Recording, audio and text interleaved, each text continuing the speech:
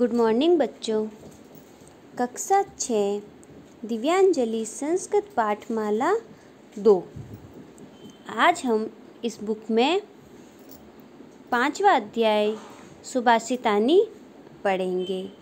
सुभाषितानी होता क्या है, पहले आप यह पहचाने कि सुभाषितानी का मतलब होता है सुंदर वचन। सुंदर वचन यानी अच्छा बोलना, सभी से प्रिय मधुर वचन बोलना, सभी से अच्छे मिलजुल कर रहना, ये सुभाषितानी कहलाता है। तो देखिए आप चैप्टर की तरफ। महान कवियों द्वारा रचित सुंदर शिक्षाप्रद श्लोक का ग्रहण है सुभाषितानी। सुंदर जीवन मूल्यों से युक्त यह पाठ जीवन को श्रेष्ठ बनाने के लिए लाभप्रद है।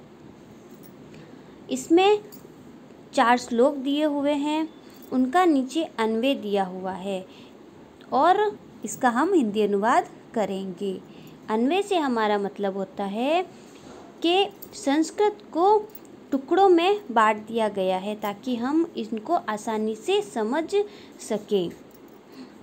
देखिए, उद्मेवनेव सिद्ध्यन्ति कार्याणि न मनोरथैः न हि सुप्तस्य सिंहस्य प्रविशन्ति मुखे मृगाः।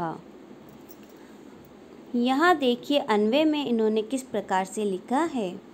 यथा सुप्तस्य, पहले नीचे वाली लाइन ली है, सुप्तस्य सिंहस्य मुखे मृगाः न हि प्रविशन्ति तथैव कार्याणि उद्यमेव एव सिद्ध्यन्ति मनोरथैः न। नीचे से लिया है और फिर ऊपर की लाइन ली ताकि हमें पढ़ने में आसानी हो सके। तो देखिए, यथा यानी जैसे, अन्वय देखिए, यथा यानी जैसे, सुप्तस्य, सुप्तस्य यानी सोना, सोए हुए, सिंहस्य यानी शेर के, मुँह में, मुखे यानी मुँह में, मृगाः, मृगाः का मतलब होता है हिरण, न ही नहीं, प्रविशन्ति प्रवेश करना, तथैव कार्याणि वैसे ही काम, उद्यमेव एव सिद्ध्यन्ति मनोरथे नः वैसे ही सिद्ध्यन्ति का मतलब होता है सिद्ध होते हुए, मनोरथे यानी इच्छाओं से, न का मतलब नहीं। तो कवि हमें कहते हैं कि जैसे सोए हुए शेर के मुंह में हिरण निश्चित प्रवेश नहीं करते, वैसे ही काम परिश्रम से ही सिद्ध होते हैं, इच्छाओं से नहीं। तो इसका मतलब यह है कि जैसे सोए हुए शेर के मुंह में अपने आप हिरण नहीं आएगा, शेर मेहनत करेगा तभी वह अपने शिकारी को पकड़ सकता है। तो उसी प्रकार से ही हम परिश्रम करेंगे तभी हमारा कार्य सिद्ध होगा। हमारी इच्छाओं से हमारे कार्य पूर्ण नहीं होंगे। हम बैठे बैठे इच्छा करेंगे कि हमें खूब सारे पैसे मिल जाएं या कपड़े मिल जाएं, कुछ भी मिल जाए, तो हम सोचने से हमें वह चीज़ प्राप्त नहीं होगी। हम मेहनत करेंगे तभी हमें वह चीज़ प्राप्त होगी। दूसरा देखिए, अज्ञान नीति मीरान अंधरस्य ज्ञान अचजन शालाकस्य चतुरुद्मिनीम येन तस्मै श्री गुरुवे नमः। तो इन्होंने अन्वय किया है, येन अज्ञान तिमिरः अंधस्य चक्षुः ज्ञानञ्च शालाक्यः उन्मील्यन् तस्मै गुरुवे नमः। कवि कहते हैं, येन अज्ञान मितिर, जिनके द्वारा अज्ञान रूपी अंधस्य यानी अंधकार से, चक्षुः यानी अंधे की आंखें, चक्षुः का मतलब होता है आँख, ये पर्यायवाची शब्द है आँख का। ज्ञान अंजलि शालाकस्य, शालाकया मतलब काजल की सीख से खोली गई उन्मिलम तस्य गुरुवे नमः। उन श्री गुरु को नमः का मतलब होता है नमस्कार करना।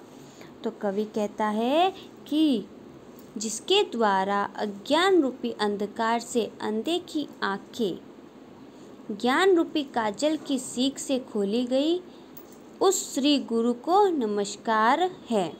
अज्ञान रूपी अंधकार से यानी जिसके पास कोई ज्ञान नहीं है, वह अंधकार में डूबा हुआ है, तो अंधे की आंख, उसकी आंख कैसे खोली गई? ज्ञान रूपी, उसको ज्ञान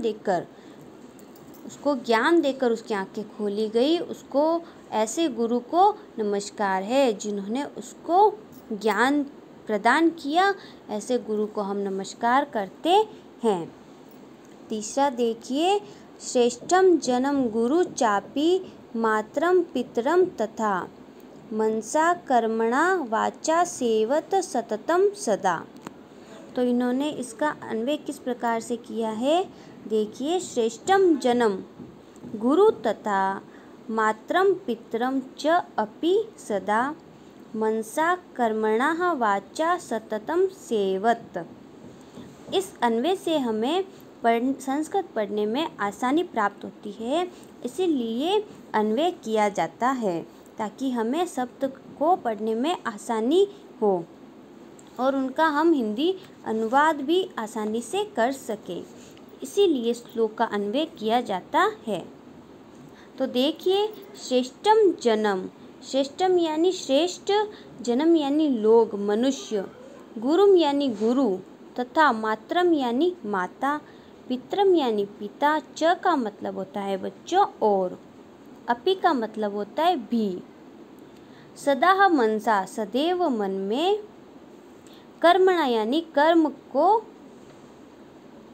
वाचा सततम सेवत, वाचा सततम सेवत यानी वाणी से निरंतर, सेवत यानी सेवा करनी चाहिए। तो कवि हमें कहते हैं कि श्रेष्ठ मनुष्य गुरु, माता और पिता की सदा मन से और वाणी से निरंतर सेवा करनी चाहिए। इसमें हमें बताते हैं कि सदैव मनुष्य को गुरु, जो हमारे गुरु होते हैं, अध्यापक होते हैं, जो हमें शिक्षा प्रदान करते हैं, तथा माता और पिता जो हमें पाल पोस कर बड़े करते हैं, उनसे सदैव मन से और वाणी से सेवा कीजिए, उनका अनादर मत कीजिए, उनसे सदैव मधुर वचन, मधुर वाणी से वार्तालाप कीजिए। चौथा देखिए, विद्या नाम नरस्य रूपमधिकम प्रचन्न गुप्तम धनम, विद्या भोग करी यशः सुख करी विद्या गुरुणाम गुरु, विद्या बंधुजनो विदेश गमने, विद्या परा देवता, विद्या राजसु पूज्यते न ही धनम विद्या विहीनः पशु।